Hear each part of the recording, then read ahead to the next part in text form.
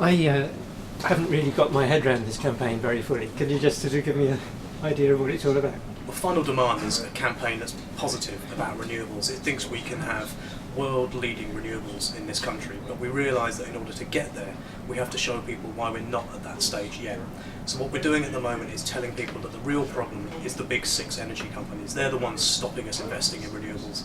They're the ones that are keeping us hooked on fossil fuels. We need to challenge their power, and then we can show the government just how serious we all are about renewables and finding alternative ways to power the country. That sounds really good. So how on earth can you go about influencing those major companies? There's a major package coming up called Energy Market Reform. It's a bit technical, but this is a once-in-a-lifetime opportunity to get the right payments flowing to the right technologies, to incentivise people to build generations of renewable power, clean, cheap and secure renewable power for the future. We need to get that right. In order to do that, we have to show the government that people are serious and that people don't want their energy bills to be locked in by the power of the big six, by their profit making and by the fossil fuels that they keep us hooked on. So that's our campaign at the moment. And we also need to give people much more control of their energy as well. We're trying to stop the government dismantling the feed-in tariffs for solar power at the local level, and we're trying to expand that so we can have decentralised clean energy in every home that needs it in the UK. What's the plans? Well, we've had a fantastic launch of the Final Demand campaign. We've got huge amounts of media coverage. Everybody wants to talk about the big six. Everybody wants to talk about energy bills. Politicians are talking about it. It's becoming the defining issue of this Parliament. And it's not just us now. We've started the ball rolling. We've had Compass, 38 Degrees, Which, The Independent have all started campaigns against the big six because we started it. Ed Miliband is starting to talk about the big six. It's getting real snowball effect, and politicians have really taken this seriously. So there's a sentiment out there that we're absolutely ripe to tap into now about change. Here's an alternative to the big six where people own their power, where we have renewables, and where we're not reliant on dangerous and insecure fossil fuels. Well, isn't investing in renewables going to make our energy bills even bigger? Well, the main reason our energy bills are going up is because of fossil fuels. If you look at the data, it's absolutely clear that the green policies part of a bill is very small. Now that's going to go up in the future. We do need to spend money in order to get off the fossil fuels hook, but it's less than fossil fuels are going to go up, and it's money we have to spend to get our bills down in the long run. So it makes absolute financial sense to do it. And the important thing is, if we use less energy, our bills don't have to go up at all. We waste huge amounts of energy at the moment. If we can use less and find the right incentives to generate cleanly, then everyone's bills can stay lower in the future. Okay, so what are the three key things coming up that we're going to be doing? So the first thing we've got going on is a petition against the Big Six. We're calling for an inquiry into the activities of the Big Six. We're calling for the government to appoint an independent body to look at what the Big Six are doing to our energy system and what it means for people. But we're also about to launch the second phase of our campaign, where we're calling on people to take control of their energy and to switch their energy supplier away from the Big Six to alternatives. We think if enough people do that, it'll be a real shock to the energy companies, a real shock to them. They'll see that people are serious about clean energy and that they're serious about breaking the stranglehold that the Big Six have. And the final thing we're trying to do is to expand the ambition for feed-in tariffs at the small scale. So we're currently writing to David Cameron and asking him to drop this ludicrous continual appeal that he's got against the court case that we keep on winning against the government trying to slash incentives for solar power. So we're asking people to write to David Cameron to scrap that appeal and to put in place a proper, secure vision for small-scale energy in this country, like they have in Germany and as we could have over here. Okay, so about each of those three things then, are there realistic alternatives to the Big Six that we can switch to, and what can you, at the moment I think we just got sort of ecotricity and good energy. Are these the main ones you have in mind, or are there other options? Yeah, we're not calling on people to switch to a particular company, but there are other companies to choose from. There's Ecotricity, Good Energy, OVO Energy, the Cooperative, Avid Energy System, the energy company going. What really matters is that people switch away from companies they don't like to companies that they do like. So even though we're not recommending a particular one, it's clear that there are better companies to choose from out there. The Big Six need to notice, that's the important thing. People need to notice that the Big Six need to notice that people aren't interested in their existing way of doing things, aren't interested in the stranglehold that they have, and they're looking for alternative places to put their money. That's what we would need to see happening, because that's positive, because it shows that a better way of doing things is on everyone's mind. Okay, and as far as David Cameron and the political situation and supporting renewables, what are you sort of looking for there? I mean, the court case is a little bit history, I think, isn't it? Because by the time it's all been settled out, the rates will be reduced anyway. So what are the main legal or government things that we're looking for here?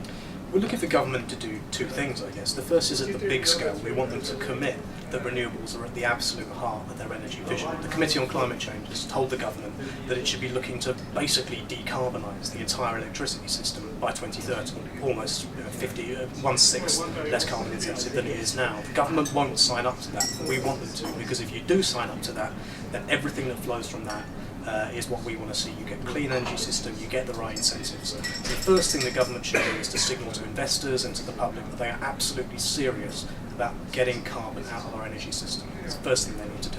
Secondly, they need to drop their legal challenge against feed-in tariffs. They're just trying to prolong the agony and stop people putting solar in right now. They actually need to get on the front foot and say, here's how we're going to ensure that we have 22 gigawatts or whatever they want to have of solar power, of small-scale wind, of small-scale energy in this country. Here's how we're going to do it, here's how we're going to support it, and here's how we're going to make sure that we can afford it, rather than fighting continual battles with the Treasury about where the money should come from. Let's get this right. Let's have David Cameron showing leadership and bringing George Osborne and everyone else into line. Thank you. And the thing that I don't seem to hear about is the enormous benefit this should bring to our balance of payments, because as oil prices continue to rise, obviously we're a net importer of oil now, and so this surely is key to our future economic trade with other countries, that we have our own self-sufficient supply of renewable energy. Why is this sort of the government not sort of acknowledging this more? Well, I think absolutely it makes sense that we're a net importer of gas. It's gas that's really driving up people's energy bills. The price of gas is set by what happens internationally. More and more people want it. It's really insecure, and we have to import the majority of it. So getting off that, even if climate change wasn't a problem, getting away from gas and into our secure, clean energy would be a really good thing to do. I think the government get that as a vague concept, but in order to make that happen, they have to be much more directive about where the energy system is going to go. They have to not be so squeamish about supporting renewables, not so squeamish about what they call picking winners. Actually, what we're doing is getting the renewables industry to a point where it can compete with the century of subsidies the fossil fuels have had. So the government needs to be more directive. They don't seem to quite be in the mood to do that yet. They need to set a clear long-term vision for what they want to do with the energy system and get the incentives right to make it happen. I think they get the rhetoric of green jobs, they get the rhetoric of secure energy. They haven't yet done enough to turn it into action. That's what we need to say. And if our economy doesn't grow, how do you see this playing together with the renewable energy market? I mean, the danger is they say, well, we haven't got the money to invest in it now, so how would you counter that? I think this is where the government really does need to have a role. It needs to make sure that things like the Green Investment Bank, which is set up but it hasn't given the freedom it needs to have, is actually able to get money to projects to get them off the ground. It needs to recognise the fact that renewables generates tens of thousands of jobs. We could generate 66,000 jobs using just a third of the potential renewable capacity that we have in this country. The solar industry currently supports 30,000 jobs. All of that money is money that the Treasury could be getting in through taxes and through benefits in that sense. So they need to take the bigger picture, and they need to support industry and support job creation in green industries and not in the old, discredited, high carbon, white elephant ways of doing things. Thank you. So this final demand campaign then, are we going to be seeing materials for using with the public as we move towards our summer events programs? Yeah, there'll be a whole load more briefings coming out, a whole load more materials around the campaign. We're going to have briefings around energy bills, around gas prices. And when we've hammered out the details of what this next phase of our campaign will look like, you can bet there'll be no shortage of stuff to use. But also we need to see stuff happening, being driven locally as well. Your MP needs to know that you as residents are serious about local energy. It's had such success so far with the feed-in tariff campaign, with MPs realising how important solar power is to local people, to the job creation, to the industries that grow up, and it's really had an impact. So we need much more of that, getting in touch with local industries and putting pressure on your MP to say this is great for our local area, it reduces people's energy bills, generates jobs, and keeps us energy secure in the future. Thanks very much.